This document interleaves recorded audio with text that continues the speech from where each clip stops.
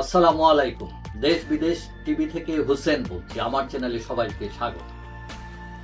৫ August Sheikh Hasina ভারতে চলে যাবার পর আওয়ামী লীগের নেতা কর্মী অনেককে গ্রেফতার করা হচ্ছে, অনেকে আত্মগোপনে আছেন, অনেকে জেলে আছেন, অনেকে বিদেশে আছেন।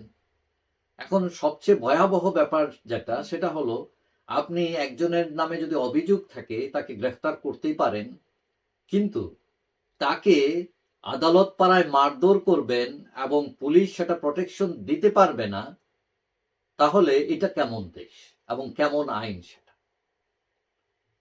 এবং আমরা প্রথম দেখলাম যে ঢাকা আদালতে এরকম বিভিন্ন আসামির উপর মারধর করা হয়। তখন সরকার দেরিতে হলেও একটা পদক্ষেপ নেয়, সেটা হলো যে তারা খুব ভোরে নিয়ে আসতো, যার ফলে এত ভোরে আর জনগণ থাকতো না, বা কিছু পাবলিক যারা মারমুখী ছিল, হ্যাঁ, তারা আসার আগেই তারা এই কাজগুলো করে ফেলতো, যার ফলে এই জিনিসটা বন্ধ হয়েছে।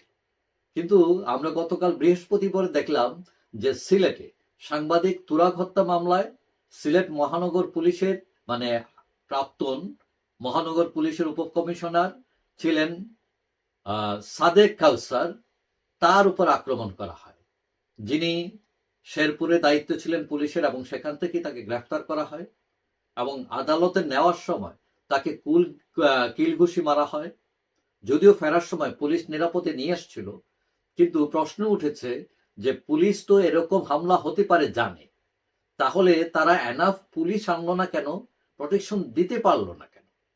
অথবা তারা সেই ঢাকার মতো যদি ভরে নিয়ে আসতো, তাহলেও তো এই সিচুয়েশন দাঁড়াতো না। এখন এই পুলিশের জন্য, পুলিশের ব্যর্থতার জন্য সরকার কোনো উদ্যোগ নিচ্ছে বা দেখা যায় না এরকম। এখন এই যে তুরাগ হত্যা মামলায় তাকে গ্রেফতার করা হয়েছে পুলিশের উপকমিশনার সাদেক কায়সারকে, এবং একই মামলায় পুলিশ কনস্টেবল উজ্জ্বল সিংহকে গ্রেফতার করা হয়েছে, আগে 5 দিনের রিমান্ডে নেওয়া হয়েছে। আবার একই দিন অপর ঘটনায় সিলেটের গৌরীপুর আওয়ামী লীগ সভাপতি আমির হোসেনকেও আদালতে মারধর করা হয়, এবং তাকে এতটাই মারধর করা হয় যে তিনি প্রচন্ড অসুস্থ হয়ে যান এবং তাকে হাসপাতালে ভর্তি করা হয়। এবং এই আমির হোসেন হচ্ছেন সায়েম হত্যা মামলার আসামি। এবং এর আগেও আমরা দেখেছি, যেমন সিলেটে আদালত পাড়ায় বিচারপতি শামসুদ্দিন চৌধুরী মানিককেও মেরে একদম খুবই আহত করা হয়। এখন কথা হচ্ছে যে এই যে বাদী বিবাদী যে পক্ষই হোক না কেউ, উভয়ের নিরাপত্তা বিধান করা হচ্ছে পুলিশের দায়িত্ব। এখন পুলিশ যদি দায়িত্ব ব্যর্থ হয়, সরকারের উচিত তাদের বিরুদ্ধে ব্যবস্থা নেওয়া, কিন্তু সরকার তাদের কারো বিরুদ্ধে ব্যবস্থা নিয়েছে বলে আমরা দেখি নাই।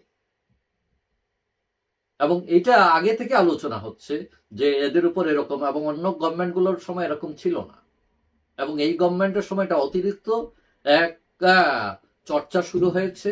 এবং এই সরকার বলছে যে আইনের কথা বলছে, কিন্তু আইন কিন্তু নিজেরাই বা পুলিশরাই সেটা প্রোটেকশন না দেওয়া মানে হচ্ছে আইনের লঙ্ঘন। ঠিক আছে রে বাবা, তোমরা যদি দিতে না পারো তাহলে ভুরে নিয়ে আসো, হ্যাঁ, যাতে তারা যাতে হেফাজতে থাকতে পারে, হ্যাঁ, তারা যাতে আক্রমণের শিকার না হয়। তাদেরকে আক্রমণ যদি বন্ধ করতে না পারো তোমরা, তাহলে তোমরা পুলিশ থাইকাই লাভ কি? আশা করি সরকার এই ধরনের যে অনিয়ম হচ্ছে, এই ধরনের যে আদালত পাড়ায় মারধর হচ্ছে আইন বহির্ভূতভাবে, এবং এটার জন্য যারা দোষী তাদের বিরুদ্ধে ব্যবস্থা নেওয়া, এবং আগামীতে কোনো আসামিকে যাতে এই ধরনের উপর আক্রমণ না হয়, সরকার যাতে এটা ব্যবস্থা নেয়।